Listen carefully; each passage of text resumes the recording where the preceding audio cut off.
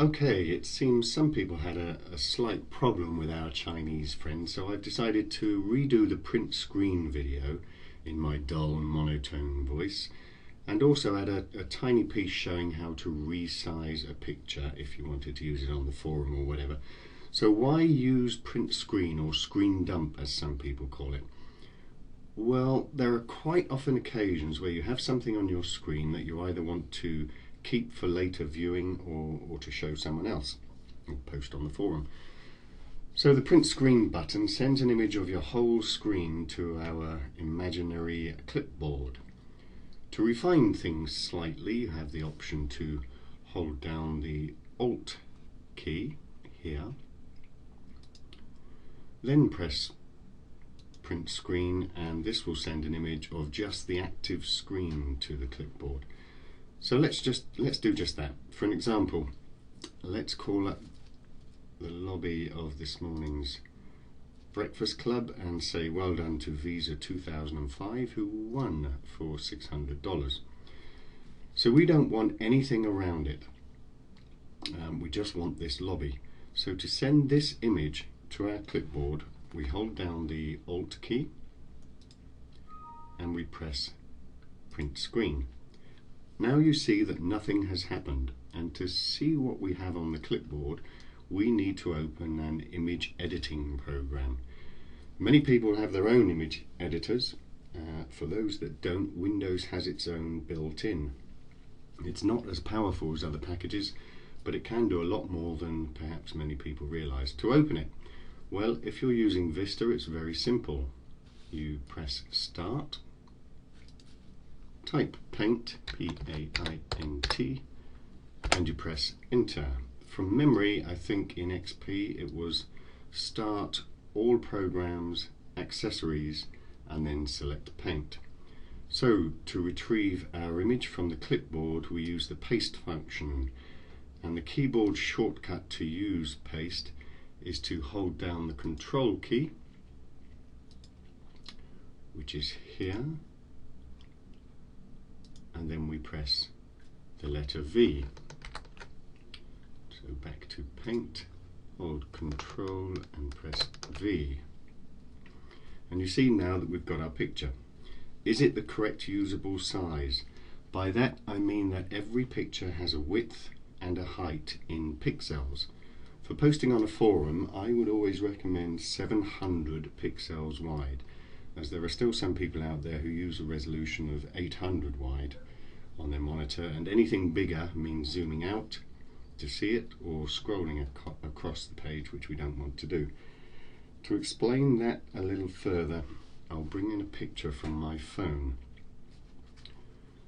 One of the limitations of Paint is you have to open another program, another Paint application or another instance to be able to view another picture, so we'll do that.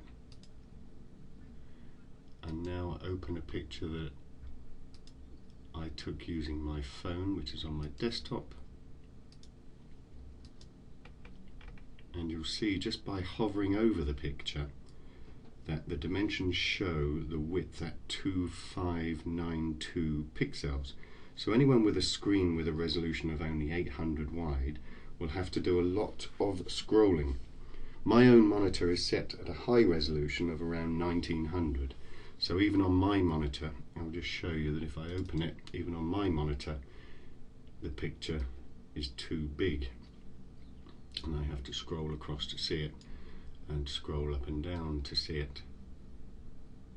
So if I were to post this picture on the forum, not only would it need scrolling or zooming out to see it, but it would stretch the whole forum, so that reading anything also means scrolling across. If any of you have ever had to scroll to read some text, then now you know why. This is probably the reason. Somebody has posted a picture that is just way too big for a standard monitor resolution. So how do we change that using Paint? Well, first let's close this picture down. Back to the one we want to post. To find out the size of this picture, we click Image, Attributes, and you can see that this one has a width of 812 pixels. Now that isn't too bad and probably wouldn't cause a problem at all for most of us. But that won't always be the case, and you will need to know how to change the resolution in Paint if you don't have another image editing program. So just for this exercise, let's show you how we change this to 700 pixels. Off the top of my head, I can work out that 700 is approximately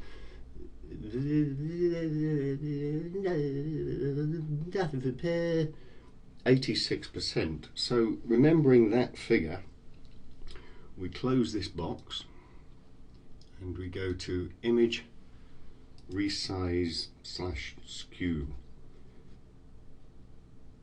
and in the horizontal and in the vertical we type in 86, and that will give us 86% of whatever we had there before.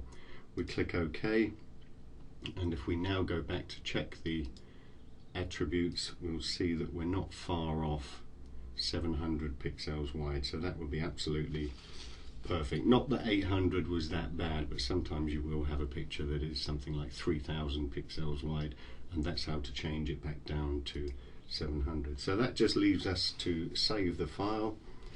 So we click on File, Save As. The default is JPEG, which is just what we want. We'll select Desktop, give it a name, just call it Test for now, and click Save. Now if we go to our desktop, we can see that we have a test picture there that's all ready to be uploaded, and you can see the dimensions say 699 wide, so that's pretty much what we want, and that's all ready to upload. Now that might have all sounded fairly complicated, but I'm sure once you've done it once you'll find the rest very easy. But it's important to remember, and I'm no expert with cameras and stuff, but the latest cameras and even phones will produce high quality pictures that are enormous in pixel width compared to what can be seen on a monitor. So hopefully there may be something in there to help, and obviously the next step will be to produce a video showing how to get your correctly sized picture here onto the forum, which means uploading to a hosting site. So that's the end of this video. Rich Lizard signing out.